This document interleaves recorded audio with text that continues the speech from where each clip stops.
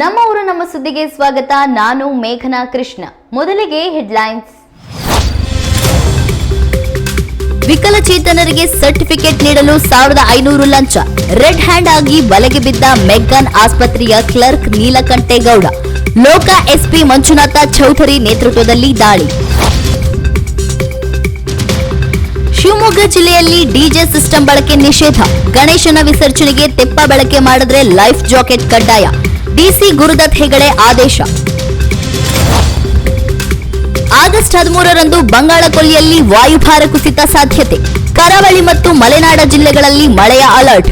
ಹವಾಮಾನ ಇಲಾಖೆಯಿಂದ ಮುನ್ಸೂಚನೆ.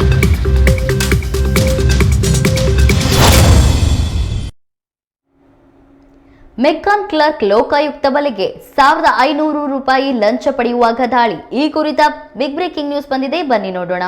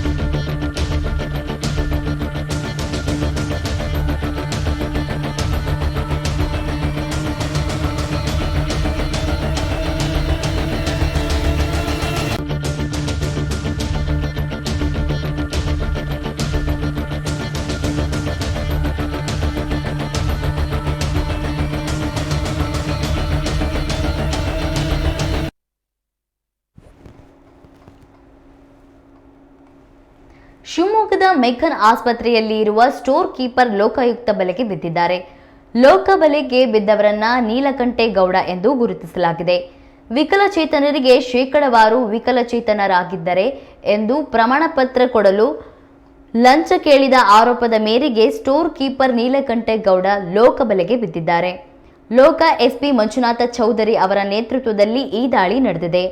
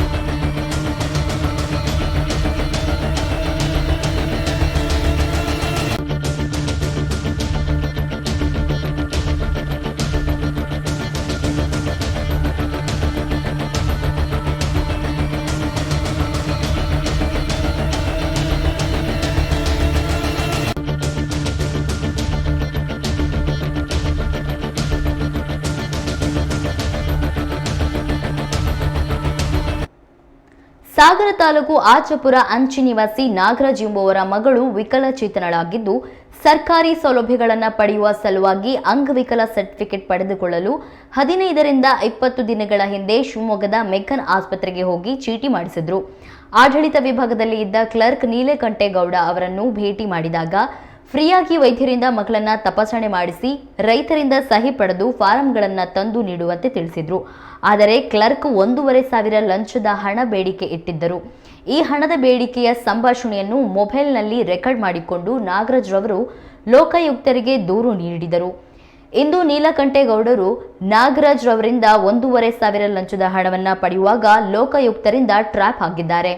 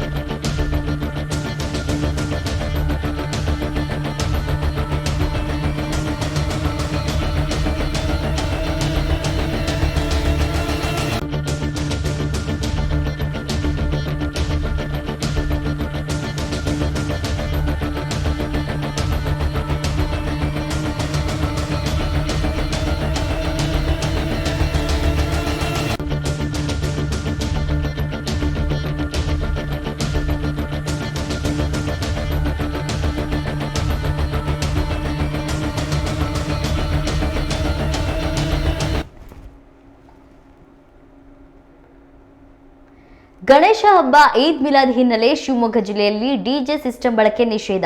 ಈ ಕುರಿತ ಬಿಗ್ ಬ್ರೇಕಿಂಗ್ ನ್ಯೂಸ್ ಬಂದಿದೆ, ಬನ್ನಿ ನೋಡೋಣ.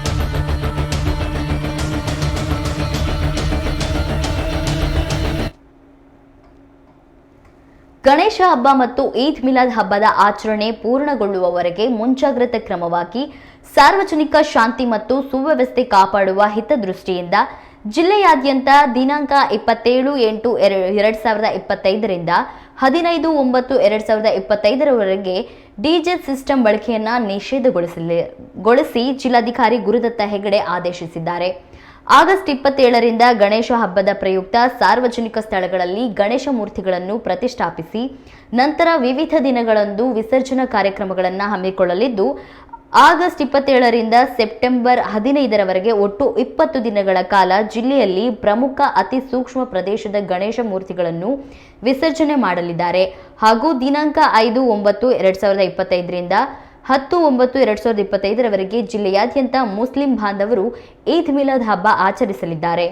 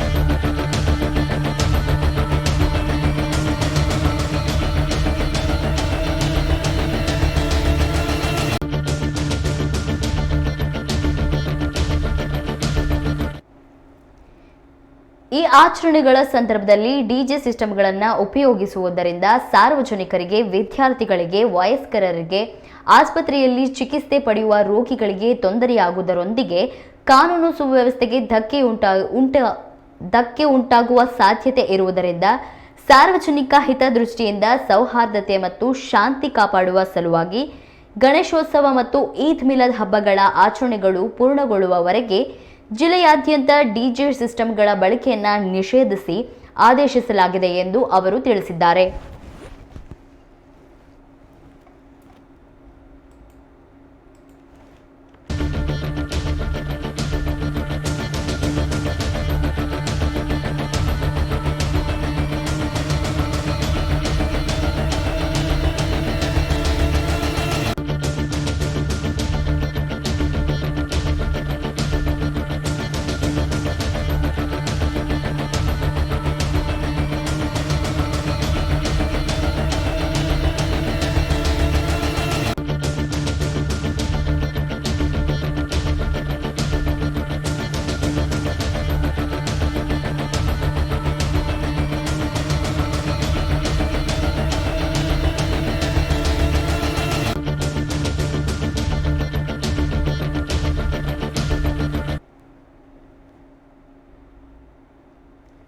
ಶಿವಮೊಗ್ಗ ನಗರ ಹಾಗೂ ಜಿಲ್ಲಾ ವ್ಯಾಪ್ತಿಯಲ್ಲಿ ಆಗಸ್ಟ್ 27ರಂದು ನಡೆಯಲಿರುವ ಗಣೇಶ ಹಬ್ಬದ ಪ್ರಯುಕ್ತ ಸಾರ್ವಜನಿಕ ಸ್ಥಳಗಳಲ್ಲಿ ಗಣೇಶ ಮೂರ್ತಿಗಳನ್ನು ಪ್ರತಿಷ್ಠಾಪಿಸಲಿದ್ದು, ನದಿ, ಕೆರೆಗಳು, ಹಿನ್ನೀರು ಪ್ರದೇಶಗಳಲ್ಲಿ ಗಣೇಶ ಮೂರ್ತಿಯನ್ನು ವಿಸರ್ಜನೆ ಮಾಡಲು ತೆಪ್ಪ ಬಳಕೆ ಮಾಡಿದ್ದಲ್ಲಿ ಕಡ್ಡಾಯವಾಗಿ 3 ರಿಂದ 4 ಜನರಿಗೆ ಮಾತ್ರ ಅವಕಾಶವಿದ್ದು, ಲೈಫ್ ಜಾಕೆಟ್ ನುರಿತ ಈಜುಗಾರರು ಇರುವಂತೆ ಜಿಲ್ಲಾಧಿಕಾರಿಗಳಾದ ಗುರುದತ್ತ ಹೆಗಡೆ ಆದೇಶಿಸಿದ್ದಾರೆ.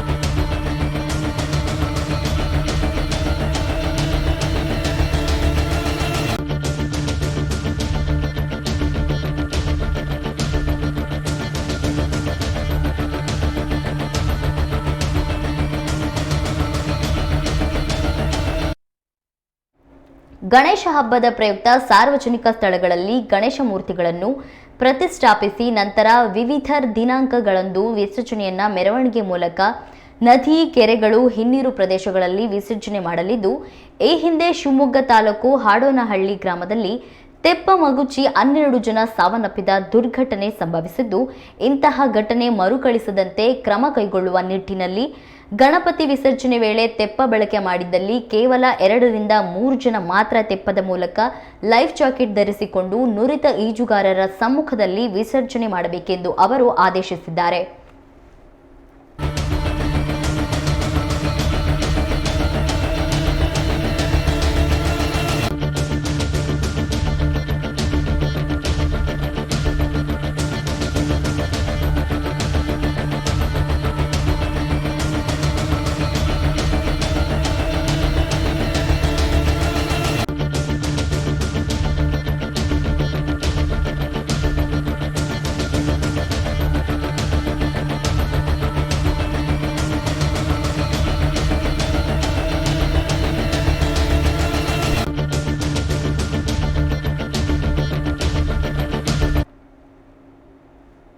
ಬಂಗಾಳಕೊಲ್ಲಿಯ ವಾಯವ್ಯ ಭಾಗದಲ್ಲಿ ಆಗಸ್ಟ್ 13ರಂದು ವಾಯುಭಾರ ಕುಸಿತ ಆಗುವ ಸಾಧ್ಯತೆ ಇದೆ. ಹಾಗಾಗಿ ರಾಜ್ಯದಲ್ಲಿ ಭಾರಿ ಮಳೆಯ ಮುನ್ಸೂಚನೆ ನೀಡಲಾಗಿದೆ. ಕರಾವಳಿ ಜಿಲ್ಲೆಗಳಿಗೆ ಆರೆಂಜ್ ಅಲರ್ಟ್ ಘೋಷಿಸಲಾಗಿದೆ. ಉತ್ತರ ಕನ್ನಡ, ಉಡುಪಿ, ದಕ್ಷಿಣ ಕನ್ನಡ, ಚಿಕ್ಕಮಗಳೂರು, ಶಿವಮೊಗ್ಗ, ಹಾಸನ, ಕೊಡಗು, ಬೀದರ್, ಕಲಬುರಗಿ, ಯಾದಗಿರಿ, ರಾಯಚೂರು, ವಿಜಯಪುರ ಮತ್ತು ಕೊಪ್ಪಳ ಜಿಲ್ಲೆಗಳ ಹಲವು ಕಡೆ ಭಾರೀ ಮಳೆಯಾಗುವ ಸಾಧ್ಯತೆ ಇದ್ದು, ಈ ಜಿಲ್ಲೆಗಳಿಗೆ ಯೆಲ್ಲೋ ಅಲರ್ಟ್ ನೀಡಲಾಗಿದೆ ಎಂದು ಹವಾಮಾನ ಇಲಾಖೆ ಮುನ್ಸೂಚನೆ ನೀಡಿದೆ.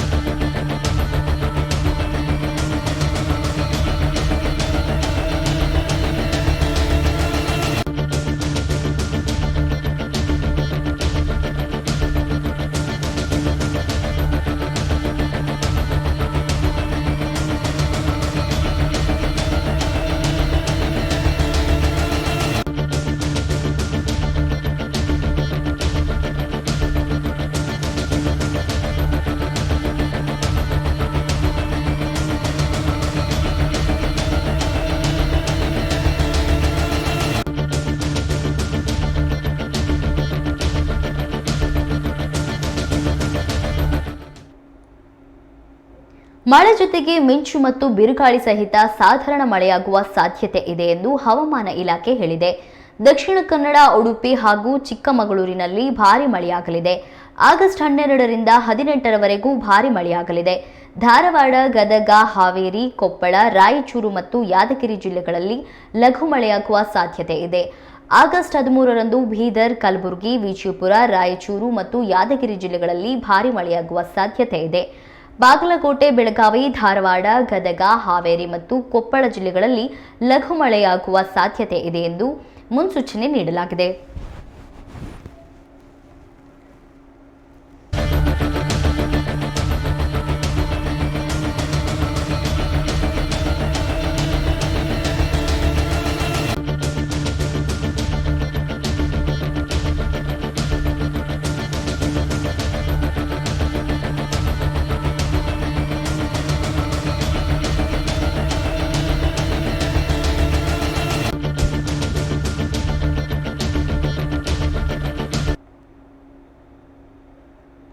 ಲಿಂಗನಮಕ್ಕಿ ಜಲಾಶಯದಲ್ಲಿ ಕಳೆದ ವರ್ಷಕ್ಕಿಂತ ಈ ಬಾರಿ ನೀರಿನ ಪ್ರಮಾಣ ಕಡಿಮೆಯಾಗಿದೆ.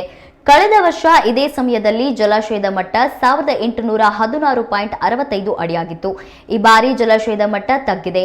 ಜಲಾಶಯದ ಒಟ್ಟು ಸಂಗ್ರಹಣಾ ಸಾಮರ್ಥ್ಯ 1819 ಅಡಿಯಾಗಿದ್ದು, ಜಲಾಶಯದಲ್ಲಿ ಪ್ರಸ್ತುತ ನೀರಿನ ಪ್ರಮಾಣ 1811.90 ಅಡಿಯಾಗಿದೆ. ಇನ್ನು ಜಲಾಶಯಕ್ಕೆ ಒಳಹರಿವಿನ ಪ್ರಮಾಣ 6936 ಕ್ಯೂಸೆಕ್ ಹಾಗೂ ಹೊರಹರಿವಿನ ಪ್ರಮಾಣ 6760 ಕ್ಯೂಸೆಕ್ ಆಗಿದೆ.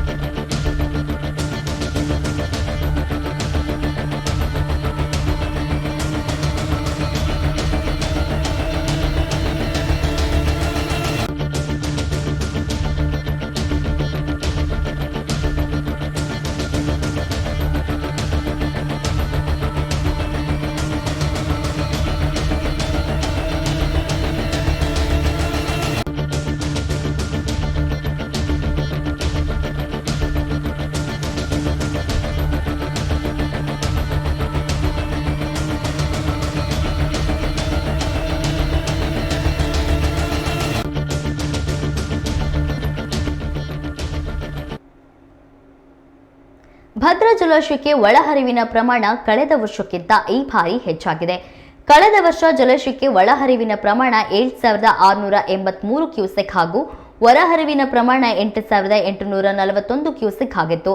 ಈ ಬಾರಿ ಜಲಾಶಯಕ್ಕೆ ಒಳಹರಿವಿನ ಪ್ರಮಾಣ 10960 ಕ್ಯೂಸೆಕ್ ಹಾಗೂ ಹೊರಹರಿವಿನ ಪ್ರಮಾಣ 6215 ಕ್ಯೂಸೆಕ್ ಆಗಿದ್ದು, ಒಳಹರಿವಿನ ಪ್ರಮಾಣ ಹೆಚ್ಚಾಗಿದೆ. ಜಲಾಶಯದ ಒಟ್ಟು ಸಂಗ್ರಹಣಾ ಸಾಮರ್ಥ್ಯ 186 ಅಡಿಯಾಗಿದ್ದು, ಪ್ರಸ್ತುತ ಮಟ್ಟ 183.11 ಅಡಿಯಾಗಿದೆ. ಈ ಬಾರಿ ಜಲಾಶಯದಲ್ಲಿ ನೀರಿನ ಮಟ್ಟವೂ ಹೆಚ್ಚಾಗಿದೆ.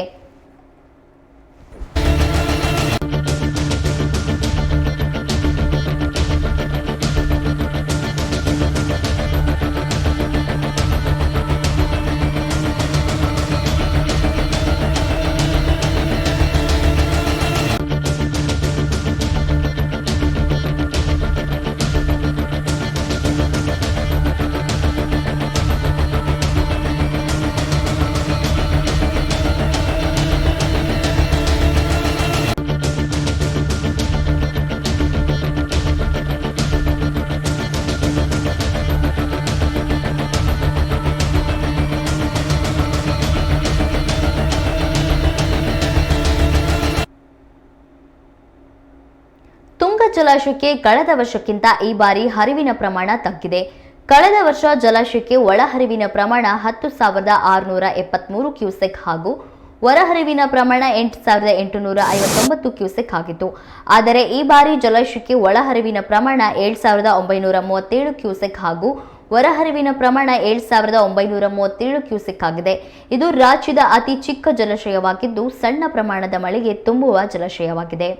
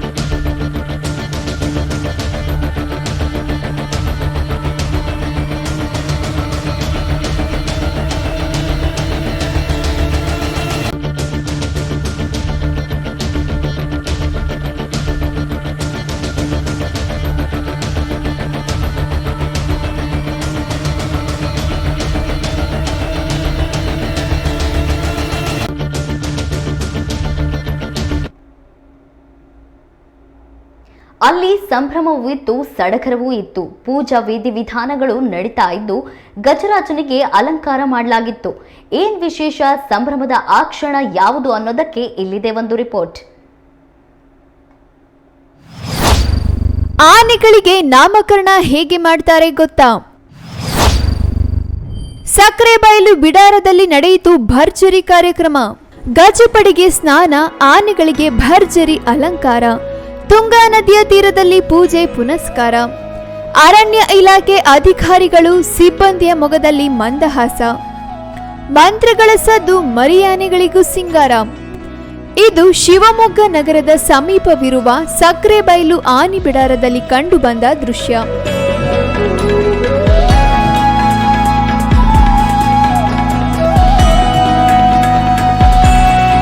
ಇಪ್ಪತ್ಮೂರು ಆನೆಗಳಿಗೂ ವಿಶೇಷ ಅಲಂಕಾರ ಮಾಡಲಾಗಿತ್ತು.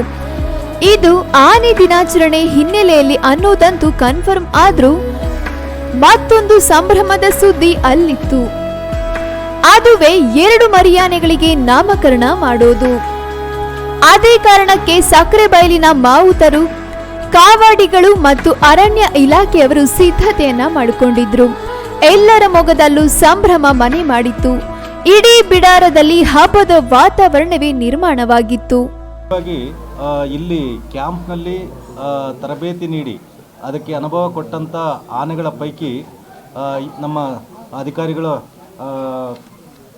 ಇವರ ಒಂದು ಮಾಹಿತಿಯ ಆಧಾರದ ಮೇಲೆ ಹೇಳಬೇಕು ಅಂತಂದರೆ, ಮುಖ್ಯವಾಗಿ ಕೆಲವೊಮ್ಮೆ ಹೊರ ರಾಜ್ಯಗಳಿಂದನೂ ಕೂಡ ಆನೆಗಳು ಬೇಕು ಅಂತ ಬಂದಾಗ ಈ ಕ್ಯಾಂಪ್ನಿಂದ ಆನೆಗಳನ್ನು ಕಳಿಸುವಂಥ ಕೆಲಸ ಆಗಿರ್ತದೆ.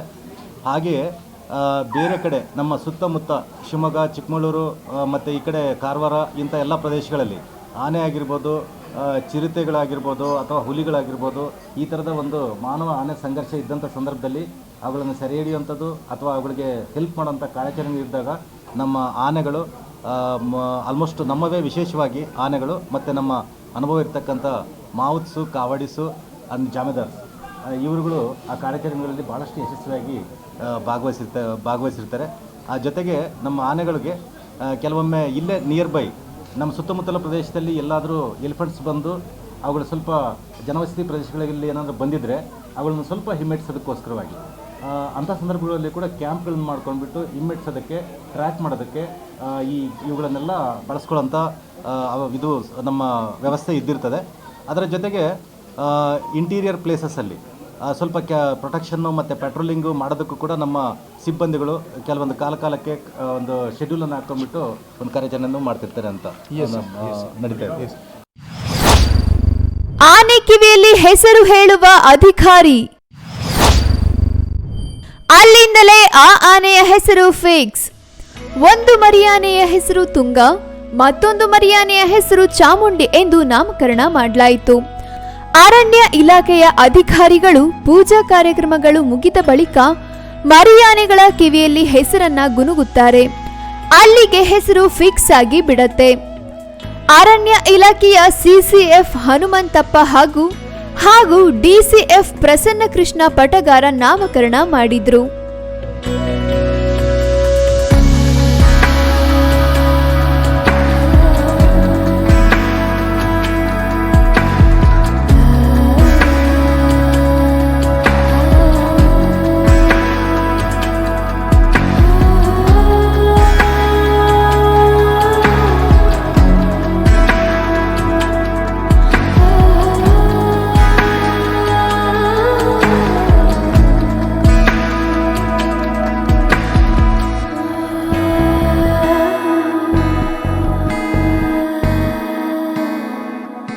ಭಾನುಮತಿಯ ಮರಿಗೆ ಚಾಮುಂಡಿ, ನೇತ್ರಾವತಿ ಮರಿಗೆ ತುಂಗ ಎಂದು ಶಾಸ್ತ್ರಬದ್ಧವಾಗಿ ನಾಮಕರಣ ಮಾಡಲಾಯಿತು. ಆನೆಯ ಕಿವಿಗೆ 3 ಬಾರಿ ಚಾಮುಂಡಿ ಹಾಗೂ ತುಂಗ ಎಂದು ಹೇಳುವ ಮೂಲಕ ನಾಮಕರಣ ಮಾಡಲಾಯಿತು. ಈ ದೃಶ್ಯ ನೋಡಿದ ಜನರು ಮಾತ್ರ ಫುಲ್ ಖುಷಿಯಾಗಿದ್ರು. ಮಕ್ಕಳಿಗೆ ನಾಮಕರಣ ಮಾಡೋದನ್ನ ನೋಡಿದ್ವಿ. ಆನೆಗಳಿಗೂ ಅದೇ ರೀತಿ ನಾಮಕರಣ ಮಾಡ್ತಾರೆ ಅನ್ನೋದನ್ನ ನೋಡಿ ತುಂಬಾ ಖುಷಿ ಆಯ್ತು ಎಂದು ಹೇಳಿದ್ರು. ನಮಗೆ ಸಿಕ್ಕಿರೋ ಡೀಟೇಲ್ಸ್ ಪ್ರಕಾರ ಸ್ನಾನ ಮಾಡಿಸ್ಬೋದು ಅಂತ ಬಂದ್ವಿ. ಬಟ್ ಇವತ್ತು ಆನೆಗಳ ದಿನಾಚರಣೆ ಇರೋದಕ್ಕೆ ಇವತ್ತೆಲ್ಲ ಬೇಗ ಮುಗಿಸ್ಬಿಟ್ಟಿದ್ರು. ಅಲಂಕಾರ ನೋಡಿ ನಮ್ಗೊಂಥರ ದಸರಾದೇ ಫುಲ್ ನೆನಪಾಗ್ತಿದೆ. ದಸರಾ ವೈಬ್ ಆಲ್ರೆಡಿ ಶುರುವಾಗ್ಬಿಟ್ಟಿದೆ. ತುಂಬ ಖುಷಿ ಆಯಿತು ನಮಗೆ. ಸ್ನಾನ ಮಾಡ್ಸೋಕ್ಕೊಂದು ಸಿಗಲಿಲ್ಲ, ಅದೊಂದು ಬೇಜಾರಿದೆ. ಬಟ್ ಇಲ್ಲಿ ತುಂಬ ಚೆನ್ನಾಗಿ ಟ್ರೀಟ್ ಮಾಡ್ತಿದ್ದಾರೆ. ಇಲ್ಲಿರೋ ಎಂಪ್ಲಾಯೀಸು ಅಷ್ಟೇ ತುಂಬ ಚೆನ್ನಾಗಿ ಎಲ್ಲರಿಗೂ ಕೋಆರ್ಡಿನೇಟ್ ಮಾಡ್ತಿದ್ದಾರೆ. ಮರಿ ಆನೆಗಳೇ ತುಂಬ ಹೈಲೈಟ್ ಇಲ್ಲಿ.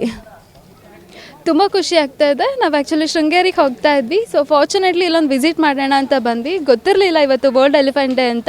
ನನ್ನ ಫ್ಯಾಮಿಲಿ ಜೊತೆ ಬಂದಿದ್ದೀನಿ.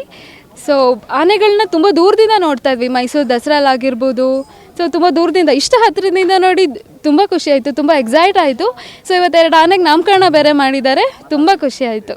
ಹೇಳ್ಕೊಳ್ಳೋಕೆ ತುಂಬ ಹೆಮ್ಮೆ ವಿಷಯ. ಇಲ್ಲಿ ತುಂಬ ಜನ ವಿಸಿಟರ್ಸ್ ಔಟ್ ಆಫ್ ಸ್ಟೇಟಿಂದನೂ ಬರ್ತಾರೆ, ಔಟ್ ಆಫ್ ಡಿಸ್ಟಿಕ್ನಿಂದನೂ ಬರ್ತಾರೆ. ಆನೆಡೆ ನಮಗೆ ಗೊತ್ತಿರೋಂಗೆ ತುಂಬ ವರ್ಷದಿಂದ ನಡೀತಾ ಇದೆ. ನಾವು ಇಲ್ಲಿನವರೇ, ಸ್ಥಳೀಯರೇ, ನಾವು ಶಿವಮೊಗ್ಗದವರೇ. ನೋಡಿದ್ದೀವಿ, ಇವತ್ತು ಬಂದಿದ್ದೀವಿ ಆನೆಡೆ ನೋಡೋಕ್ಕೆ. ಚೆನ್ನಾಗಿ ಅನಿಸುತ್ತೆ. ತುಂಬ ಆನೆಗಳಿಗೆಲ್ಲ ಅಲಂಕಾರ ಮಾಡಿ ಅವಕ್ಕೆಲ್ಲ ಇದು ಮಾಡಿಬಿಟ್ಟು ಮೆರವಣಿಗೆ ಮಾಡಿಸಿ ಕರ್ಕೊಂಬಂದು ಈ ಆನೆ ಬಿಡಾರದಲ್ಲಿ ಮಾಡ್ತಾರೆ. ನೋಡ್ಲಿಕ್ಕೆ ತುಂಬ ಚೆನ್ನಾಗಿ ಅನಿಸುತ್ತೆ. ಆಮೇಲೆ 2 ಮರಿಗಳಿಗೆ ನಾಮಕರಣ ಮಾಡಿದ್ದಾರೆ ಅಂತ ಕೇಳಿದೆ ನಾನು. ತುಂಬ ಮರಿಗಳು ಇಲ್ಲಿ ಜನ್ಮ ಆಗಿದೆ, ತುಂಬ ಮರಿಗಳು ಹುಟ್ಟಿದಾಗ ಅವಕ್ಕೆಲ್ಲ ನಾಮಕರಣ ಮಾಡಿದ್ದಾರೆ. ಅದು ಇವತ್ತಿನ ದಿವಸ 2 ಮರಿ ಸೇರಿಕೊಂಡಿದೆ ಅಂದರೆ ನಮಗೆಲ್ಲ ಖುಷಿಯ ವಿಷಯ. ನಾನಿವತ್ತು ಆನೆ ದಿನಾಚರಣೆ, ಈ ಸುಂದರವಾದ ಪರಿಸರದಲ್ಲಿ ಆನೆ ದಿನಾಚರಣೆ ನೋಡೋಣ ಅಂತ ಬಂದಿದ್ದೀನಿ. ತುಂಬ ಸುಂದರವಾಗಿ ಇದನ್ನು ಇದು ಅರೇಂಜ್ ಮಾಡಿದ್ದಾರೆ. ನಿಜವಾಗ್ಲೂ ನೋಡ್ಲಿಕ್ಕೆ ತುಂಬ ಖುಷಿಯಾಗುತ್ತೆ. ಇವತ್ತೆರಡು ಆನೆಗೆ ನಾಮಕರಣ ಮಾಡಿದ್ದಾರೆ, ಆನೆ ಮರಿಗೆ ನಾಮಕರಣ ಮಾಡಿದ್ದಾರೆ. ಆನೆಗಳಿಲ್ಲಿ ಒಂದು 25 ಆನೆಗಳಿದೆ. ಎಲ್ಲ ಮಕ್ಕಳಿಗಂತೂ ಇದು ನೋಡಲಿಕ್ಕೆ, ನೆಕ್ಸ್ಟ್ ಜನ್ರೇಷನ್ ಅವ್ರಿಗೆ ನೋಡಲಿಕ್ಕೆ ತುಂಬ ಒಳ್ಳೆಯ ಅವಕಾಶ ಇದು. ತುಂಬ ಅದ್ಭುತವಾಗಿದೆ. ತುಂಗಾ ನದಿಯ ತೀರದಲ್ಲಿ ಇರೋದರಿಂದ ನೀರಿಗೂ ಸಹ ತುಂಬ ಸುಂದರವಾದ ಜಾಗ ಇದು. ಆನೆಗಳಿಗೂ ಎಲ್ಲ ಫೆಸಿಲಿಟೀಸ್ ಇದೆ. ಇವತ್ತು ತುಂಬ ಚೆನ್ನಾಗಿದೆ, ಆನೆ ದಿನಾಚರಣೆ ಆಯಿತು. ಅರ್ಜುನ, ಸಾಗರ, ಬಹದ್ದೂರ್ ಆನೆಗಳ ಸಾಲಿನಲ್ಲಿ ನಿಲ್ಲಿಸಿ ಕಾಡಾನೆ ತುಂಗ ಮತ್ತು ಚಾಮುಂಡಿಗೆ ನಾಮಕರಣ ಮಾಡಲಾಯಿತು. ಪುರೋಹಿತ ಮಧು ಭಟ್ಟರ ನೇತೃತ್ವದಲ್ಲಿ ನಾಮಕರಣ ಕಾರ್ಯಕ್ರಮ ಯಶಸ್ವಿಯಾಗಿ ನಡೆಯಿತು. ಒಟ್ಟಾರೆಯಾಗಿ ಸಕ್ರೆಬೈಲಿನಲ್ಲಿ ಆನೆಗಳ ಸಂಖ್ಯೆಯಲ್ಲಿ ಏರಿಕೆಯಾಗುತ್ತಿದ್ದು ಅರಣ್ಯ ಇಲಾಖೆಯ ಸಂಭ್ರಮಕ್ಕೂ ಕಾರಣವಾಗಿದೆ. News room Kannada medium 24x7. ಸರ್ಕಾರಿ ನೌಕರರ ಸಂಘದ ರಾಜ್ಯಾಧ್ಯಕ್ಷ ಬಿಜೆಪಿ ಸದಸ್ಯರ ಪಾಲಿಕೆಯ ಮಾಜಿ ಸದಸ್ಯ ಎಚ್.ಸಿ. ಯೋಗೇಶ್ವರ್ ಪ್ರಶ್ನೆ. ಈ ಕುರಿತ ಸುದ್ದಿ ನೋಡೋಣ ಪುಟ್ಟ ವಿರಾಮದ ನಂತರ.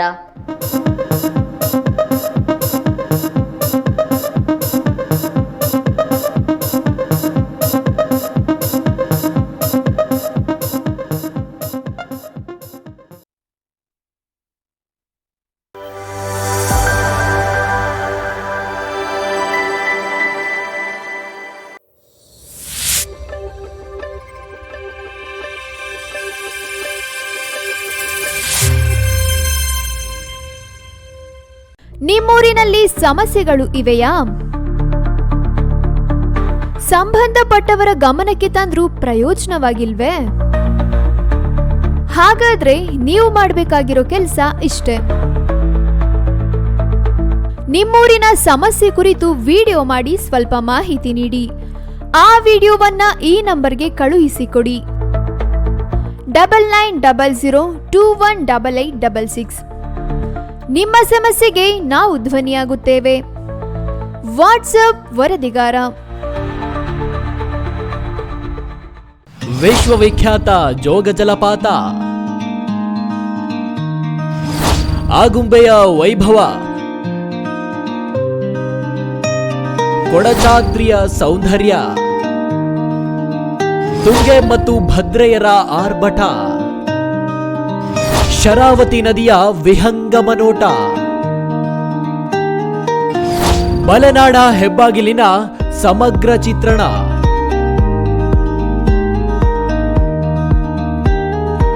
ಈಸೂರಿನ ಹೋರಾಟದ ಕಿಚ್ಚು, ಸಮಾಜವಾದಿ ನೆಲಗಟ್ಟು ರಾಜಕೀಯ ಶಕ್ತಿ ಕೇಂದ್ರ.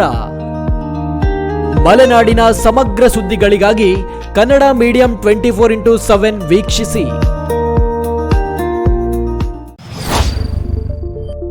ಫೇಸ್ಬುಕ್ನಲ್ಲಿ 2 ಲಕ್ಷ ಫಾಲೋವರ್ಸ್,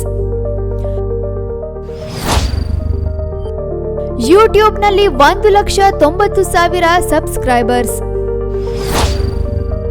ರಾಜ್ಯಾದ್ಯಂತ ಕೋಟಿ ವೀಕ್ಷಕರು. ಕೋಟಿ ವೀಕ್ಷಕರಿಗೆ ಧನ್ಯವಾದಗಳು.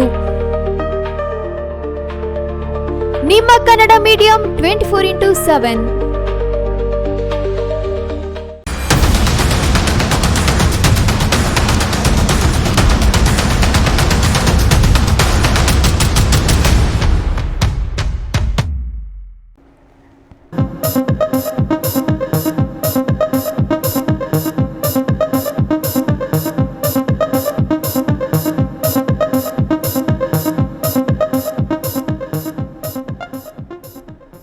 ವಿರಾಮದ ನಂತರ ನಮ್ಮ ಊರು ನಮ್ಮ ಸುದ್ದಿಗೆ ಸ್ವಾಗತ. ಸರ್ಕಾರಿ ನೌಕರರ ಸಂಘದ ರಾಜ್ಯಾಧ್ಯಕ್ಷ ಸಿಎಸ್ ಷಡಾಕ್ಷರಿ ಅವರು ಬಿಜೆಪಿ ಸದಸ್ಯರ ಎಂದು ಪಾಲಿಕೆಯ ಮಾಜಿ ಸದಸ್ಯ ಎಚ್.ಸಿ. ಯೋಗೇಶ್ ಅವರು ಪ್ರಶ್ನೆ ಮಾಡಿದ್ದಾರೆ.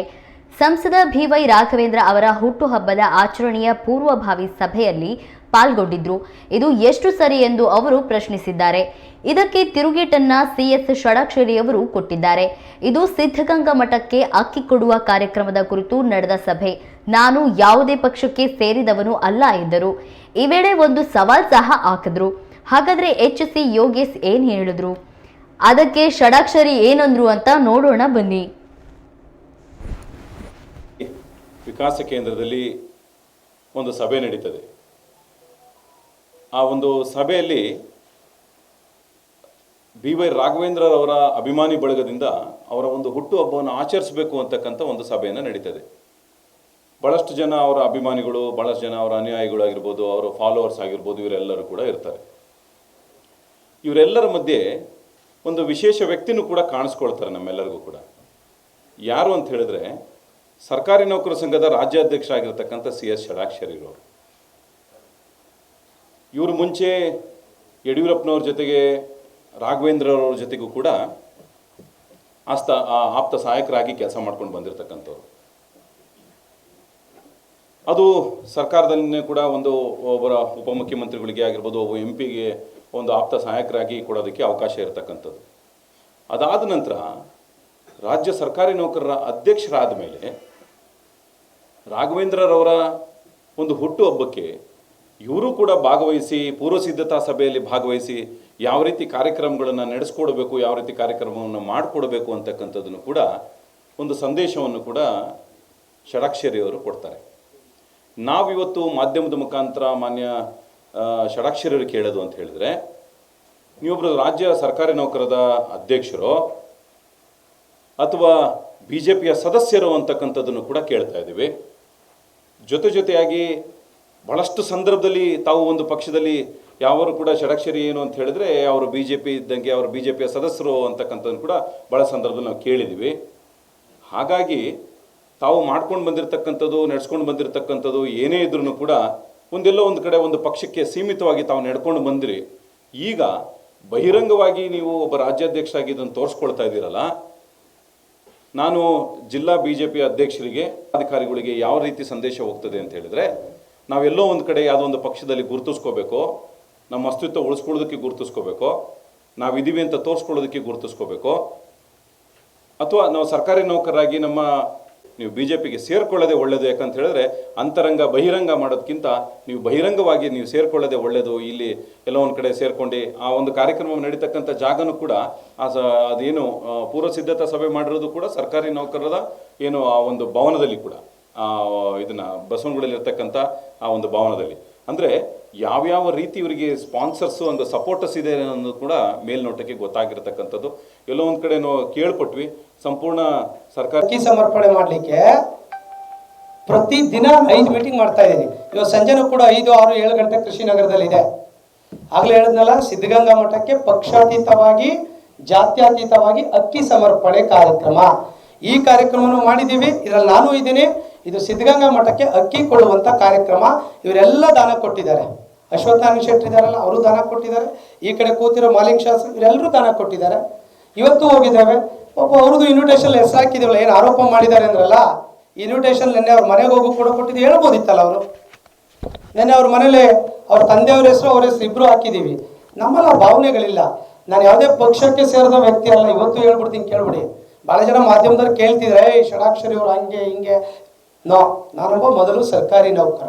ಸರ್ಕಾರಿ ನೌಕರ ಆದಮೇಲೆ ರಾಜ್ಯ ಸರ್ಕಾರಿ ನೌಕರ ಸಂಘದ ಅಧ್ಯಕ್ಷ. ನನ್ನ ಮಾಜಿ ಸಿಎಂ ಯಡಿಯೂರಪ್ಪ ಅವರಿಗೆ ಅಭಿನಂದನೆ. ಯಡಿಯೂರಪ್ಪನವರ ವೀರಶೈವ ಉಚಿತ ವಿದ್ಯಾರ್ಥಿ ನಿಲಯ ಲೋಕಾರ್ಪಣೆ. ಮೈತ್ರಾದೇವಿ BS ಯಡಿಯೂರಪ್ಪನವರ ವೀರಶೈವ ವಿದ್ಯಾರ್ಥಿ ನಿಲಯ ಲೋಕಾರ್ಪಣೆ ಕಾರ್ಯಕ್ರಮ ಆಯೋಜನೆ ಮಾಡಲಾಗಿದೆ. ರಾಜ್ಯ ಸರ್ಕಾರಿ ನೌಕರರ ಸಂಘದ ರಾಜ್ಯಾಧ್ಯಕ್ಷ ಸಿಎಸ್ ಷಡಾಕ್ಷರಿ ಈ ವಿಷಯವನ್ನ ತಿಳಿಸಿದ್ರು. ಆಗಸ್ಟ್ 16ರಂದು ಲೋಕಾರ್ಪಣೆ ಮಾಡಲಾಗುತ್ತದೆ ಎಂದು ಮಾಹಿತಿ ನೀಡಿದರು.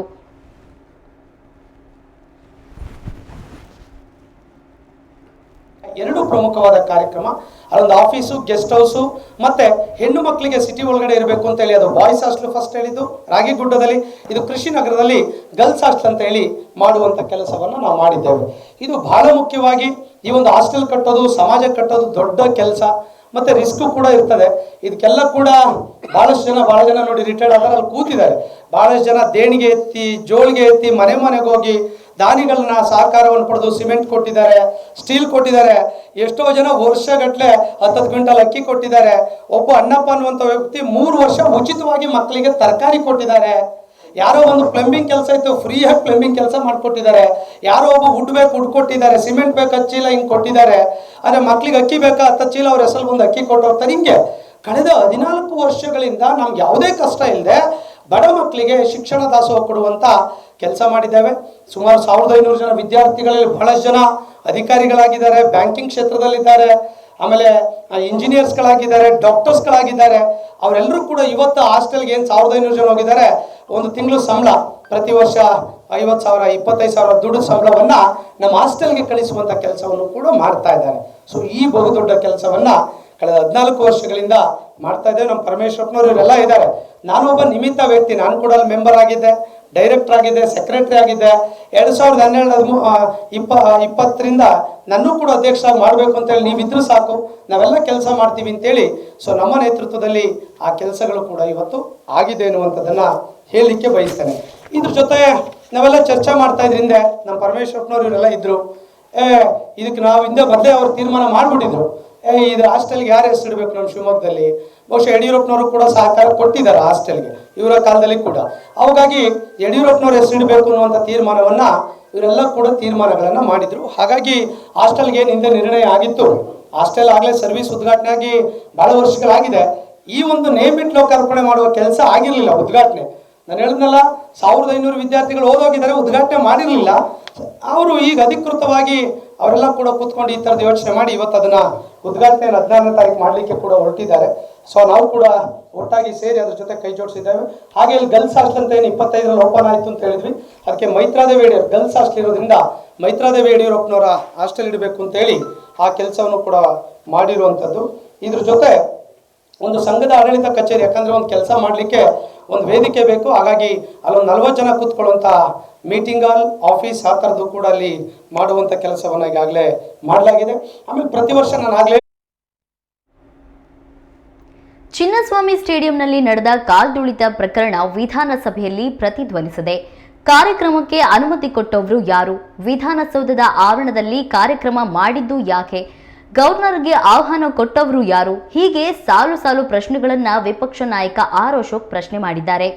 ವಿಧಾನಸಭಾ ಅಧಿವೇಶನದಲ್ಲಿ ಮಾತನಾಡಿದ ಅವರು, ಸರ್ಕಾರ 11 ಜನರ ಸಾವನ್ನ ತಡೆಯಬಹುದಾಗಿತ್ತು. ತರಾತುರಿಯಲ್ಲಿ ಕಾರ್ಯಕ್ರಮ ಮಾಡಿ ಕಾಲ್ತುಳಿತ ಪ್ರಕರಣ ಸಂಭವಿಸಲು ಕಾರಣವಾಗಿದೆ ಎಂದು ಸದನದಲ್ಲಿ ಹೇಳಿದರು. ಮುಖ್ಯಮಂತ್ರಿಗಳನ್ನ ಕೂತಿಸ್ತೀರಿ, ಅವರಿಬ್ಬರನ್ನು ಯಾವ ಪುಣ್ಯಾತ್ಮ ಕರ್ಕೊಂಬಂದನೋ ಗೊತ್ತಿಲ್ಲ. ಪಾಪ ಗೋವಿಂದರಾಜು ಸಸ್ಪೆಂಡ್ ಔಟವ್ರೆ. ಯಾವಾಗ ಕರ್ಕೊಂಬರ್ಬೇಕು ನೀವು CMನ? ಯಾವಾಗ ಕರ್ಕೊಂಬರ್ಬೇಕಾಯ್ತು ಗವರ್ನರ್ನ? ಪ್ಲೇಯರ್ಸ್ ಬಂದ ಮೇಲೆ ಕರ್ಕೊಂಬರ್ಬೇಕಾಯ್ತು. ನೀವು CMಗೆ ಗೌರವ ಕೊಡೋದಾದ್ರೆ, ಗವರ್ನರ್ಗೆ ಗೌರವ ಕೊಡೋದಾದ್ರೆ, ಪ್ಲೇಯರ್ಸ್ನ ಅವ್ರು ಬರ್ತಾ ಇದ್ದಾರೆ ಅಂದಮೇಲೆ ನೀವು ಕರೆದು ಅವರಿಬ್ಬರನ್ನ ಕೂತಿರ್ಸ್ಬೇಕಾಯ್ತು. ಮಾಡಿದ್ರ ನೀವು? ಗವರ್ನರ್ನು ದಿಕ್ಕಾಪಾಲ್ ಮಾಡಿದ್ರಿ, CMನ ಒಂದು ಕಡೆ ದಿಕ್ಕಾಪಾಲ್ ಮಾಡಿದ್ರಿ. ಕೇಳೋರಿಲ್ಲ, ಹೇಳೋರಿಲ್ಲ. ಅರ್ಧ ಗಂಟೆ ಕಾದಿದ್ರು. Half an hour they waited. ಇದಾ ಮರ್ಯಾದೆ ಕೊಡೋದು? ಇದು ಕಾರ್ಯಕ್ರಮನ? ಇದನ್ನ ಎಲ್ಲ ಇವರು ನಾನು ಭಯ ಏನಲ್ಲ, ಡಿ ಗ್ರೂಪ್ ಇರ್ಬೋದು, ಏನು ಯಾವ್ಯಾವ ಗ್ರೂಪರ್ ಎಲ್ಲ ಬಂದು ಫುಲ್, ನೀವು ಮೇಲೇನೂ ನೋಡಿ ಆ ಫೋಟೋದಲ್ಲಿ ಮೇಲೆ, ಇದ್ರ ಮೇಲೇನೂ ಫುಲ್ ಜಾಮ್ ಔಟಿದ್ದಾರೆ ಸುತ್ತೂ ಎಲ್ಲ. ನಾನು ಲಿಸ್ಟ್ ಕೊಡ್ತೀನಿ. ನಾನು ಆ ಫೋಟೋಗಳನ್ನೆಲ್ಲ ಸ್ಕ್ಯಾನ್ ಮಾಡಿದ್ದೀನಿ ನೋಡಿ. ಇದರಲ್ಲಿ ಇನ್ನೂ ಜಾಸ್ತಿ ಇದ್ದಾರೆ ನೋಡಿ, ಮೇಲೆ ಇದೆ ನೋಡಿ, ಮೇಲ್ಗಡೆನೂ ಗೊತ್ತಿದೆ. ನಾನು ಹೇಳ್ತೀನಿ ನೋಡಿ, ನಾನು ಸ್ಕ್ಯಾನ್ ಮಾಡಿಸಿದ್ದೀನಲ್ಲ. CM, DCM, ಸಚಿವರು, ಶಾಸಕರ ಸಿಬ್ಬಂದಿ 250 ಜನ ಕರೆಕ್ಟಾಗಿ ಲೆಕ್ಕ ಮಾಡಿಸಿದ್ದೀನಿ. ಸಚಿವಾಲಯದ ಅಧಿಕಾರಿ ಸಿಬ್ಬಂದಿ ಡಿ ಗ್ರೂಪ್ 75 ಜನ, IAS, KS ಅಧಿಕಾರಿ ವರ್ಗದವರು, ಅವ್ರ ಆಪ್ತರವರು, ಕುಟುಂಬದವರು 50 ಮಂದಿ, ಗನ್ಮ್ಯಾನ್ಗಳು 50 ಜನ, 50 ಜನ, ಪೊಲೀಸ್ ಸಿಬ್ಬಂದಿ 50 ಜನ, RCB DNA ಕಡೆ ಫೋಟೋಗ್ರಾಫರ್ಸು 8 ಜನ ಫೋಟೋಗ್ರಾಫರ್ಸ್ RCB ಅವ್ರ ಕಡೆ. ಇದನ್ನು ಡೀಸೆಂಟ್ ಕಾರ್ಯಕ್ರಮ ಅಂತ ಕರಿತೀರಾ? ಇದು ನಿಂತ್ಕೊಂಡಿರೋದು, ಕೂತ್ಕೊಂಡಿರೋದು, ಎಲ್ಲರಿಗೂ ಸೆಲ್ಫಿ ಚಟ, ಮೊಬೈಲ್ ತಗೊಳೋದು, ಸೆಲ್ಫಿ ತೆಗೆದುಕೊಳ್ಳೋದು. ಆಮೇಲೆ ಎಲ್ಲರೂ ಕುಟುಂಬದವ್ರು ಬರ್ತಾರೆ. ಹೆಂಗೋ ನಮ್ಮ ಜಮೀರ್ ಅಹಮದ್ ಅವ್ನ ಮಗನ ಕರ್ಕೊಂಬಂದು ಕರೆಕ್ಟಾಗಿ ಪ್ಲೇಸ್ ಕೂತಿರ್ಸ್ಕೊಂಬಿಟ್ಟಿರ್ತಾರೆ. ಫೋಟೋ ಇದೆ ನನ್ನ ಹತ್ರ, ಅದನ್ನು ಫೋಟೋ ತೋರಿಸ್ತೀನಿ. ಜಮೀರ್ ಅಹಮದ್ ಹುಷಾರಿದ್ದಾರೆ, ಕರ್ಕೊಂಬಂದು ಕರೆಕ್ಟಾಗಿ ಕೃಷ್ಣ ಅವರೇ ಕರೆಕ್ಟಾಗಿ ಕೂತಿಸ್ಬಿಡ್ತಾನೆ. ಈ ರಾಜ್ಯದ ಮುಖ್ಯಮಂತ್ರಿ ಅವ್ರ ಮೊಮ್ಮಗ ಬರ್ತಾರೆ, ಅವ್ನು ಸೀಟೇ ಇರಲ್ಲ, ಎಲ್ಲೋ ನಿಂತಿರ್ತಾರೆ ಪಾಪ. ಈ ಗೋವಿಂದರಾಜ್ ಹೋಗಿ ಕರ್ಕೊಂಬರ್ತಾನೆ ಆಮೇಲೆ ಲಾಸ್ಟಿಗೆ. ನಾನು ಎಷ್ಟು ಅಧ್ವಾನ ಅನ್ನೋದಕ್ಕೆ ಹೇಳ್ತಾ ಇರೋದು. ನಾನು ಅಧ್ವಾನ ಹೆಂಗೆ ಮಾಡಿದ್ರು ಕಾರ್ಯಕ್ರಮನ ಅಂತ ಹೇಳೋದಕ್ಕೆ, ಒಂದು ಸರ್ಕಾರಿ ಕಾರ್ಯಕ್ರಮ, ಒಂದು ಗವರ್ನರು ಮುಖ್ಯಮಂತ್ರಿ ಇರ್ತಾರೆ, ಈ ಕಾರ್ಯಕ್ರಮನ ಹೆಂಗೆ ಅಧ್ವಾನ ಮಾಡ್ಬೋದು ಅನ್ನೋದಕ್ಕೆ ಇದೊಂದು ಜ್ವಲಂತ ಕರ್ನಾಟಕದ ಇತಿಹಾಸ. ಗೌರವಧನ, ಪ್ರೋತ್ಸಾಹಧನ, ಇಡುಗಂಟು ಸೇರಿದಂತೆ ನಾನಾ ಬೇಡಿಕೆ ಈಡೇರಿಸುವಂತೆ ಒತ್ತಾಯಿಸಿ ಆಶಾ ಕಾರ್ಯಕರ್ತೆಯರ ರಾಜ್ಯ ವ್ಯಾಪ್ತಿ ಮುಷ್ಕರ ಶಿವಮೊಗ್ಗದಲ್ಲಿ ಆರಂಭವಾಗಿದೆ. AIUTUC ವತಿಯಿಂದ ಹೋರಾಟಕ್ಕೆ ಕರೆ ನೀಡಲಾಗಿದ್ದು ಅಹೋರಾತ್ರಿ ಧರಣಿ ನಡೆಸಲು ತೀರ್ಮಾನಿಸಲಾಗಿದೆ. ಶಿವಮೊಗ್ಗದ ಜಿಲ್ಲಾಧಿಕಾರಿ ಕಚೇರಿ ಎದುರು ಹೋರಾಟ ಆರಂಭಗೊಂಡಿದ್ದು ಸರ್ಕಾರದ ವಿರುದ್ಧ ಆಶಾ ಕಾರ್ಯಕರ್ತೆಯರು ಆಕ್ರೋಶ ವ್ಯಕ್ತಪಡಿಸಿದ್ದಾರೆ.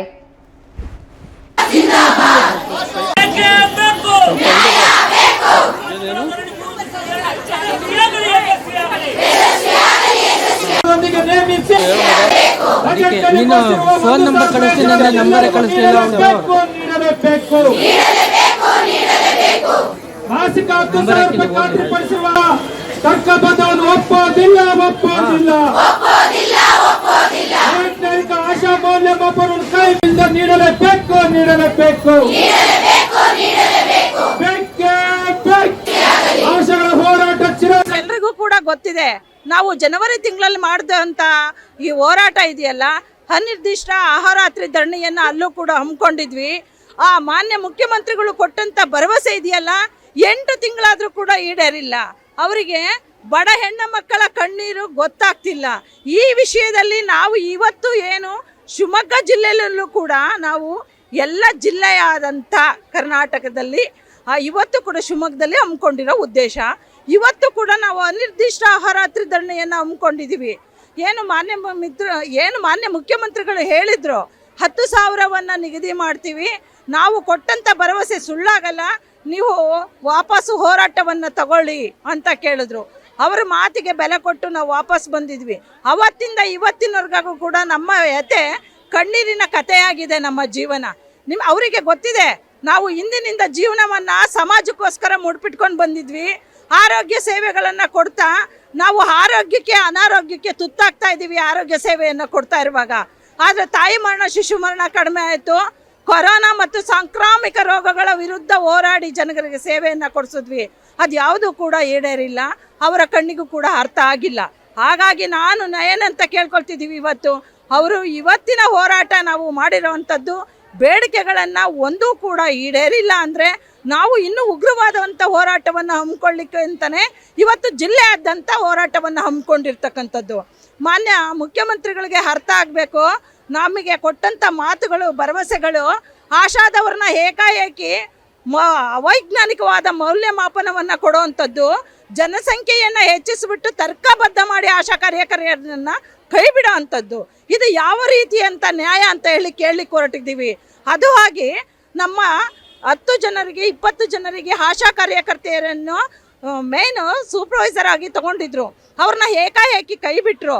ಮತ್ತು ಈಗ ಆರೋಗ್ಯಕ್ಕೆ ತುತ್ತಾಗ್ತಿದ್ದೀವಿ, ಅವ್ರಿಗೆ ಸೇವಾ ಭದ್ರತೆಗಳಿಲ್ಲ. ಇಷ್ಟು ದಿನದವರೆಗೂ ಅನಾರೋಗ್ಯಕ್ಕೆ ತುತ್ತಾದರೂ ಒಂದು ESI PFಗಳಿಲ್ಲ.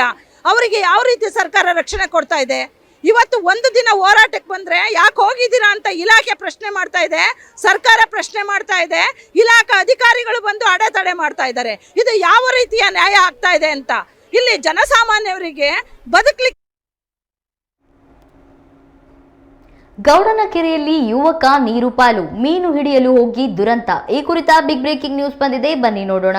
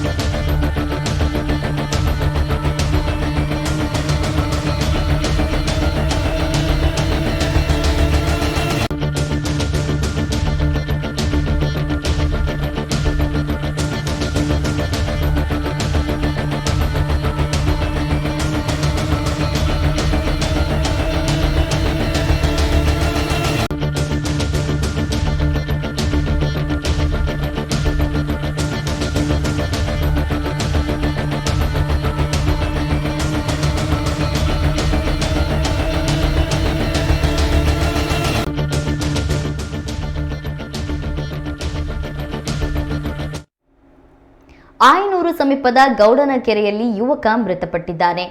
ಹೊಸೂರು ಗ್ರಾಮದ ನಿಶಾಂತ್ ಕೆರೆಯಲ್ಲಿ ನಾಪತ್ತೆಯಾಗಿದ್ದನು. ಬೆಳಗ್ಗೆ ಮನೆಯಿಂದ ಬೈಕ್ನಲ್ಲಿ ಹೊರಟಿದ್ದ ನಿಶಾಂತ್ ಕೆರೆ ಬಳಿ ಮೀನು ಹಿಡಿಯಲು ಹೋಗಿ ನಾಪತ್ತೆಯಾಗಿದ್ದನು. ಗೌಡನ ಕೆರೆ ದಂಡೆ ಮೇಲೆ ಬೈಕ್, ನಿಶಾಂತನ ಚಪ್ಪಲಿಗಳು ಪತ್ತೆಯಾಗಿದ್ದವು. ಅಗ್ನಿಶಾಮಕ ಸಿಬ್ಬಂದಿ ಬೋಟ್ ಮೂಲಕ ನಿಶಾಂತ್ಗಾಗಿ ಶೋಧ ಕಾರ್ಯ ನಡೆಸಿದ್ರು. ಹೊಸೂರು ಗ್ರಾಮದ ಗಾರೆ ಕೆಲಸ ಮಾಡಿಕೊಂಡಿದ್ದ ನಿಶಾಂತ್ ಗೌಡನ ಕೆರೆಯಲ್ಲಿ ಶವವಾಗಿ ಪತ್ತೆಯಾಗಿದ್ದಾನೆ. ಆತನ ಮೃತದೇಹವನ್ನ ಶಿವಮೊಗ್ಗದ ಮೆಗ್ಗಾನ್ ಮರಣೋತ್ತರ ಪರೀಕ್ಷೆಗೆ ಕಳುಹಿಸಲಾಗಿದೆ. ಪ್ರಕರಣ ಕುಂಸಿ ಪೊಲೀಸ್ ಠಾಣೆಯಲ್ಲಿ ದಾಖಲಾಗಿದೆ.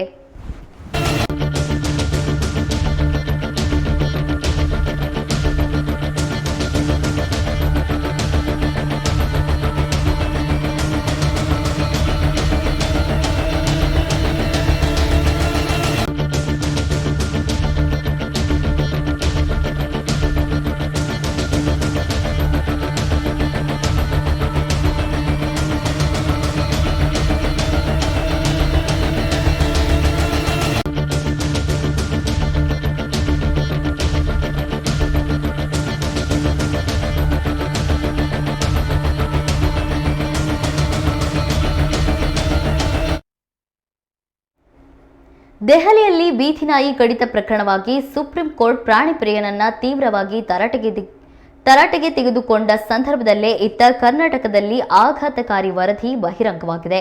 2025ರ ಮೊದಲ 7 ತಿಂಗಳಲ್ಲಿ 2.81 ಲಕ್ಷ ನಾಯಿ ಕಡಿತ ಪ್ರಕರಣಗಳು ವರದಿಯಾಗಿವೆ. ಇದು ಕಳೆದ ವರ್ಷಕ್ಕಿಂತ ಶೇಕಡ 37ರಷ್ಟು ಹೆಚ್ಚಳವಾಗಿದೆ. ವಿಜಯಪುರ ಜಿಲ್ಲೆಯಲ್ಲಿ 15,527 ನಾಯಿ ಕಡಿತ ಪ್ರಕರಣಗಳೊಂದಿಗೆ ಅಗ್ರಸ್ಥಾನದಲ್ಲಿದೆ. ಬೆಂಗಳೂರು 13,821 ಪ್ರಕರಣಗಳೊಂದಿಗೆ 2ನೇ ಸ್ಥಾನದಲ್ಲಿದೆ.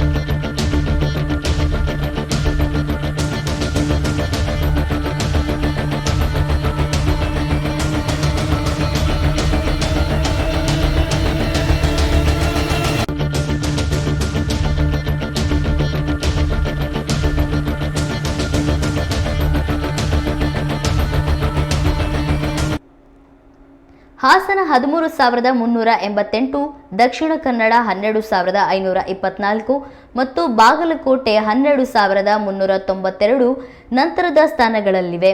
ಧಾರವಾಡ, ಬೆಳಗಾವಿ, ಉತ್ತರ ಕನ್ನಡ ಮತ್ತು ಗದಗ ಜಿಲ್ಲೆಗಳಲ್ಲಿ ತಲಾ 7,000 ನಾಯಿ ಕಡಿತ ಪ್ರಕರಣಗಳು ದಾಖಲಾಗಿವೆ. ಬೆಂಗಳೂರಿನಲ್ಲಿ ನಾಯಿ ಕಡಿತದಿಂದ 9 ಸಾವಾಗಿದ್ದರೆ ಬೆಂಗಳೂರು ನಗರದಲ್ಲಿ ರೇಬಿಸ್ನಿಂದಾಗಿ 9 ಸಾವುಗಳು ಸಂಭವಿಸಿವೆ. ಬಾಗಲಕೋಟೆ ಮತ್ತು ಬೆಳಗಾವಿಯಲ್ಲಿ ತಲಾ 2 ಮತ್ತು ಬಳ್ಳಾರಿ, ಚಿಕ್ಕಬಳ್ಳಾಪುರ ಮತ್ತು ಶಿವಮೊಗ್ಗದಲ್ಲಿ ತಲಾ 1 ರೇಬಿಸ್ನಿಂದ ಸಾವನ್ನಪ್ಪಿದ್ದಾರೆ. ಯಾದಗಿರಿ, ಚಾಮರಾಜನಗರ ಮತ್ತು ಕೊಡಗು ಜಿಲ್ಲೆಗಳಲ್ಲಿ ಮಾತ್ರ ನಾಯಿ ಕಡಿದ ಕಡಿಮೆ ಪ್ರಕರಣಗಳು ವರದಿಯಾಗಿದ್ದು ತಲಾ 1,500 ಪ್ರಕರಣಗಳು ದಾಖಲಾಗಿವೆ.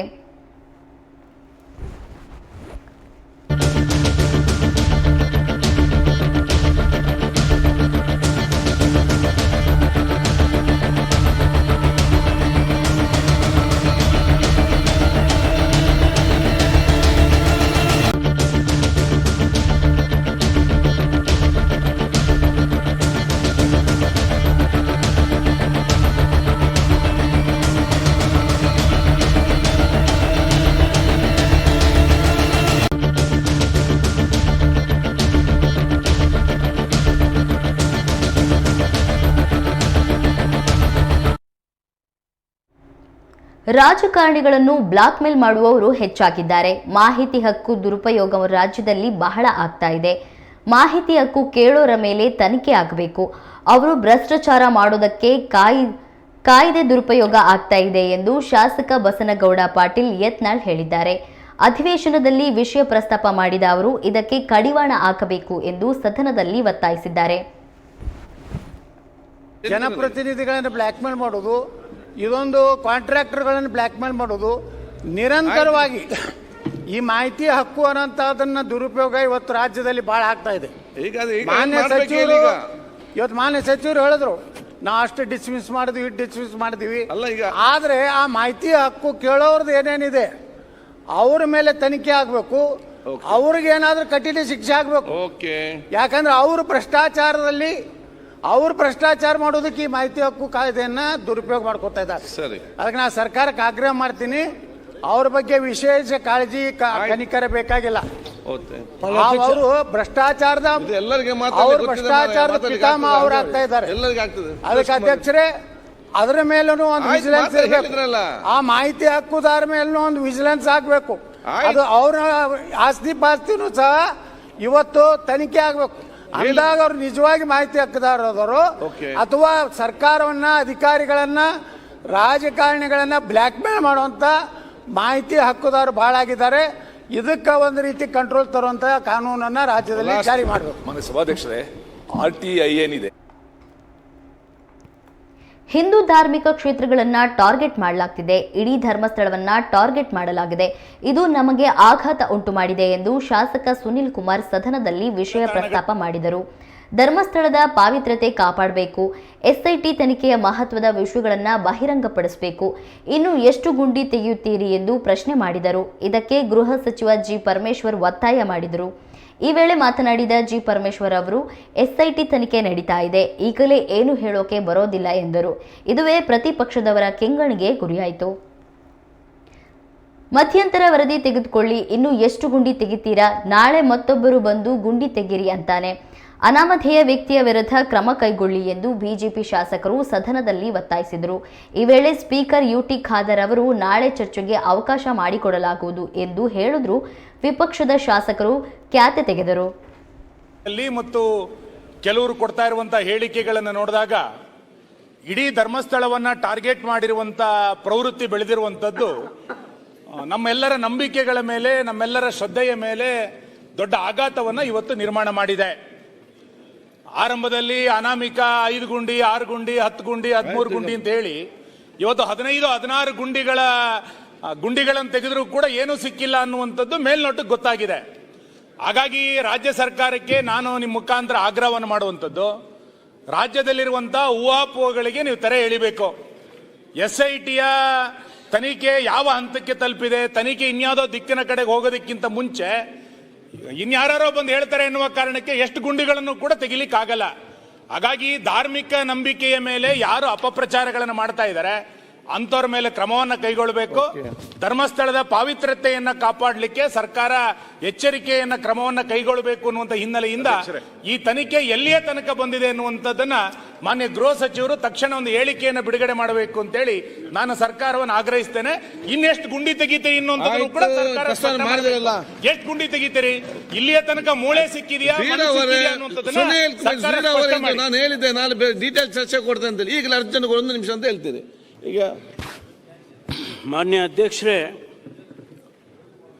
ಮಾನ್ಯ ಕೂತ್ಕೊಳ್ಳಿ ಅಲ್ಲಿ. ಸುನೀಲ್ ಕುಮಾರ್ ಅವರು ಬಹಳ ಪ್ರಾಮುಖ್ಯವಾದಂಥ ಮತ್ತು ಗಂಭೀರವಾದಂಥ ಪ್ರಶ್ನೆಯನ್ನ ಇವತ್ತು ಶೂನ್ಯ ವೇಳೆಯಲ್ಲಿ ಎತ್ತಿದ್ದಾರೆ. ನಾವು ಸರ್ಕಾರ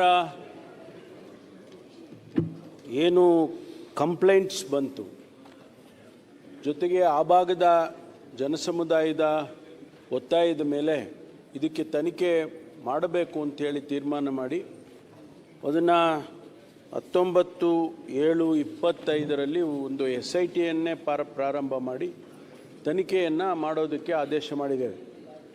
ಈ ತನಿಖೆ ನಡೀತಾ ಇದೆ. ತನಿಖೆ ಪೂರ್ಣ ಆಗಬೇಕು, ಅದಕ್ಕೂ ಒಂದು ಕಾಲಮಿತಿನೂ ಕೂಡ ಇರುತ್ತೆ. ತನಿಖೆ ಅಂತ ಹೇಳಿದರೆ ಎಷ್ಟು ತಾವು ಹೇಳಿದಾಗೆ 100 ಗುಂಡಿಗಳನ್ನ ಹಗಿಯೋದಕ್ಕೆ ಸಾಧ್ಯ ಆಗೋದಿಲ್ಲ. ಆದರೆ ಒಂದು ಹಂತಕ್ಕೆ ತಲುಪಿದ ಮೇಲೆ ಖಂಡಿತವಾಗಿ SITನವರು ವರದಿಯನ್ನು ಕೊಡ್ತಾರೆ. ಆ ವರದಿ ಬಂದ ಮೇಲೆ ನಾನು ಹೆಚ್ಚಿನ ಮಾಹಿತಿಯೊಂದಿಗೆ ಉತ್ತರವನ್ನು ಕೊಡಬಹುದು. ಆದ್ದರಿಂದ ವರದಿ ಬಂದ ನಂತರ ನಾನು ಇದಕ್ಕೆ ಉತ್ತರವನ್ನು ಕೊಡ್ತೇನೆ. ಆಯ್ತು, ಆಯ್ತು, ಬರೆದುಕೊಳ್ಳಿ. ನಾನು ಒಂದು ಕೇಳ್ತೀನಿ, ಗೊತ್ತಾಗಿದೆ ಎಷ್ಟು ಗುಂಡಿ ಅಂತ ತಗ್ಸೋದು. ಈಗ ಅನಾಮಿಕ ಎಲ್ಲೆಲ್ಲಿ ಎಲ್ಲ ಕಡೆ ಎಕ್ಕಾಗಿತ್ತು. ಅವನು ಅನಾಮಿಕರಿಗೆ ಬುಲ್ಡೋಗಲಿಂದ ಸಿಕ್ಕಿದೆ, ಬುಲ್ಡೋಗಲಿಂದ ತಂದ ಅವನು. ಈಗ ರಸ್ತೆಯಲ್ಲಿ ಕಾಡಾನೆ ಜೊತೆ ಸೆಲ್ಫಿ ತೆಗೆಯಲು ಹೋಗಿ ದಾಳಿಗೆ ಒಳಗಾದ ವ್ಯಕ್ತಿ ಯಾರೆಂಬುದು ಪತ್ತೆಯಾಗಿದೆ. ಆರಂಭದಲ್ಲೇ ಆತ ಕೇರಳ ಮೂಲದವರು ಎಂಬುದು ಭಾವಿಸಲಾಗಿತ್ತು. ಆದರೆ ಆ ವ್ಯಕ್ತಿ ನಂಜನಗೂಡು ಮೂಲದ ಬಸವರಾಜು ಎಂಬುದು ಗೊತ್ತಾಗಿದೆ. ಘಟನೆ ಬಳಿಕ ಅರಣ್ಯ ಇಲಾಖೆ ಕಣ್ತಪ್ಪಿಸಿ ಮೊಬೈಲ್ ಸ್ವಿಚ್ ಆಫ್ ಮಾಡಿ ಕೇರಳ ಕಡೆ ಹೋಗಿದ್ರು. ಆದರೆ ನಂತರ ಅವರನ್ನ ಪತ್ತೆ ಮಾಡಿದ ಅರಣ್ಯ ಇಲಾಖೆ 25,000 ರೂಪಾಯಿ ದಂಡ ವಿಧಿಸಿದೆ. ಅವರಿಂದಲೇ ಸಾರ್ವಜನಿಕರಿಗೆ ಎಚ್ಚರಿಕೆ ಸಂದೇಶ ಸಾರುವ ವಿಡಿಯೋ ಮಾಡಿಸಿ ಬಿಡುಗಡೆ ಮಾಡಲಾಗಿದೆ. ವಿಡಿಯೋದಲ್ಲಿ ಮಾತನಾಡಿದ ವ್ಯಕ್ತಿ, ನಾನು ಬಂಕಾಪುರದ ದೇವಸ್ಥಾನಕ್ಕೆ ಹೋಗಿದ್ದೆ. ವಾಪಸ್ ಬರುವಾಗ ಮೋಜು ಮಸ್ತಿಗೆ ಕಾಡಾನೆ ಜೊತೆ ಸೆಲ್ಫಿ ತೆಗೆಯಲು ಮುದ್ದಾಗಿದೆ. ಈ ವೇಳೆ ನನ್ನ ಮೇಲೆ ಕಾಡಾನೆ ದಾಳಿ ನಡೆಸಿತ್ತು. ನನ್ನ ಪ್ರಾಣ ಉಳಿದಿದ್ದೇ ಹೆಚ್ಚು. ಯಾರು ಕೂಡ ಕಾಡು ಪ್ರಾಣಿಗಳ ಜೊತೆ ಚೆಲ್ಲಾಟ ಆಡಬೇಡಿ. ಇನ್ನು ಮುಂದೆ ಯಾರು ಕೂಡ ಅರಣ್ಯ ಪ್ರದೇಶದಲ್ಲಿ ವಾಹನ ನಿಲ್ಲಿಸಬೇಡಿ. ಯಾರು ಕೂಡ ದುಸ್ಸಾಹಸಕ್ಕೆ ಕೈ ಹಾಕಬೇಡಿ. ನನ್ನ ವಿರುದ್ಧ ಅರಣ್ಯ ಇಲಾಖೆ ಕ್ರಮ ಕೈಗೊಂಡು ದಂಡ ವಿಧಿಸಿದೆ. ಅದಕ್ಕಿಂತಲೂ ಜೀವ ಉಳಿದದ್ದು ಮುಖ್ಯ ಎಂದು ಬಸವರಾಜು ವಿಡಿಯೋ ಸಂದೇಶದಲ್ಲಿ ಹೇಳಿದ್ದಾರೆ. ಬಂಡೀಪುರ ಇದಕ್ಕೆ ಬಂಕಾಪುರ ದೇವಸ್ಥಾನಕ್ಕೆ ಹೋಗಿದೆ. ದೇವಸ್ಥಾನದಿಂದ ಬರಬೇಕಾದ್ರೆ ಮೋಜು ಮಸ್ತಿ ಮಾಡ್ಕೊಂಡು ನಾನು ಆನೆಗೆ ಸೆಲ್ಫಿ ತಗೊಂಡು ಫೋಟೋ ಹಾಕೋಣ ಅಂತ ಅಂದ್ಬಿಟ್ಟು ನಾನು ಹೋದೆ. ಅದು ಆನೆ ನನ್ನ ಅಟ್ಟಾಡ್ಸ್ಕೊಂಡು ನನ್ನ ತುಳಿದು ಎಲ್ಲ ಮಾಡಿ ನನ್ನ ಜೀವ ಉಳಿದಿರೋದೇ ಹೆಚ್ಚು. ಆದರೆ ಯಾವುದೇ ಕಾರಣಕ್ಕೂ ಈ ತರ ದುಸ್ಸಾಹಸ ಯಾರು ಮಾಡಕ್ ಹೋಗ್ಬೇಡಿ. ಆಮೇಲೆ ನಾನು ಸ್ವಿಚ್ ಆಫ್ ಮಾಡ್ಕೊಂಡು ಮನೆಗೆ ಹೊರಟೋದೆ. ಆದ್ರೂ ಫಾರೆಸ್ಟ್ನವರು ನನ್ನ ಟೇಸ್ ಮಾಡ್ಕೊಂಡು ಮನೆ ಕಂಡಿಡಿದು ಮನೆಗೆ ಬಂದು ಮನೆಯಿಂದ ಕರ್ಕೊಂಡ್ಬಂದು ನನಗೆ ಇದು ದಂಡ ಹಾರಿಸಿದ್ದಾರೆ, ಕಾನೂನು ಕ್ರಮ ಕೈಗೊಂಡಿದ್ದಾರೆ. ಈ ರೀತಿ ಯಾವುದೇ ದುಸ್ಸಾಹಸಕ್ಕಾಗಲಿ ಯಾರು ಆಗಲಿ ಯಾರೂ ಈ ತರ ಮಾಡ್ಲಿಕ್ಕೆ ಹೋಗ್ಬೇಡಿ. ಆಮೇಲೆ ಗಾಡಿನ ಪಾರ್ಕಿಂಗ್ ಮಾಡೋದಾಗ್ಲಿ, ಆಮೇಲೆ ಕೋತಿಗಳಿಗೆ ಆಗಲಿ ಯಾವುದಕ್ಕೆ ಆಗಲಿ ಯಾವುದೇ ಪ್ರಾಣಿಗಳಿಗೂ ಏನು ಹಣ್ಣು ಗಿಣ್ಣು ಏನೂ ಕೊಡೋದಿಲ್ಲ. ಆಮೇಲೆ ಹಿಡಿದ್ಬಿಟ್ಟು ಒಂದು 5 ನಿಮಿಷ ರಿಸರ್ಚ್ ಮಾಡ್ತೀನಿ, ಅದು ಮಾಡ್ತೀನಿ, ಇದು ಮಾಡ್ತೀನಿ ಅಂತ ಮಾಡಂಗಿಲ್ಲ. ಏನೇ ಮಾಡೋದ್ರು, ನಾವು ಏನೇ ತಪ್ಪು ಮಾಡಿದ್ರು ಸಿಗಾಕೊಂಡ್ರೆ ಕಠಿಣ ಕ್ರಮ ಕೈಗೊಳ್ತಾರೆ. ಯಾವುದೇ ಕಾರಣಕ್ಕೂ ನನಗಾದ ಗತಿ ನಿಮ್ಗೆ ಆಗೋದು ಬೇಡ. ಬಹಳ ಹುಷಾರಾಗಿರಿ, ತಾಳ್ಮೆಯಿಂದ ಎಲ್ಲರೂ ಅಲ್ಲಿ ಏನು ಬೋರ್ಡು ನಾಮಫಲಕಗಳಿದೆ ಅದಕ್ಕೆ ತಕ್ಕನಾಗಿ ಅನುಸರಿಸಿ. ಇಲ್ಲ ಅಂತಂದ್ರೆ ನನಗಾದ. ಇದೀಗ ಮತ್ತೊಮ್ಮೆ ಹೆಡ್ಲೈನ್ಸ್. ವಿಕಲಚೇತನರಿಗೆ ಸರ್ಟಿಫಿಕೇಟ್ ನೀಡಲು 1,500 ಲಂಚ. ರೆಡ್ ಹ್ಯಾಂಡ್ ಆಗಿ ಬಲೆಗೆ ಬಿದ್ದ ಮೆಗ್ಗಾನ್ ಆಸ್ಪತ್ರೆಯ ಕ್ಲರ್ಕ್ ನೀಲಕಂಠೇಗೌಡ. ಲೋಕ ಎಸ್ಪಿ ಮಂಜುನಾಥ ಚೌಧರಿ ನೇತೃತ್ವದಲ್ಲಿ ದಾಳಿ. ಶಿವಮೊಗ್ಗ ಜಿಲ್ಲೆಯಲ್ಲಿ ಡಿಜೆ ಸಿಸ್ಟಮ್ ಬಳಕೆ ನಿಷೇಧ. ಗಣೇಶನ ವಿಸರ್ಜನೆಗೆ ತೆಪ್ಪ ಬಳಕೆ ಮಾಡಿದ್ರೆ ಲೈಫ್ ಜಾಕೆಟ್ ಕಡ್ಡಾಯ. ಡಿಸಿ ಗುರುದತ್ ಹೆಗಡೆ ಆದೇಶ. ಆಗಸ್ಟ್ 13ರಂದು ಬಂಗಾಳಕೊಲ್ಲಿಯಲ್ಲಿ ವಾಯುಭಾರ ಕುಸಿತ ಸಾಧ್ಯತೆ. ಕರಾವಳಿ ಮತ್ತು ಮಲೆನಾಡ ಜಿಲ್ಲೆಗಳಲ್ಲಿ ಮಳೆಯ ಅಲರ್ಟ್. ಹವಾಮಾನ ಇಲಾಖೆಯಿಂದ ಮುನ್ಸೂಚನೆ.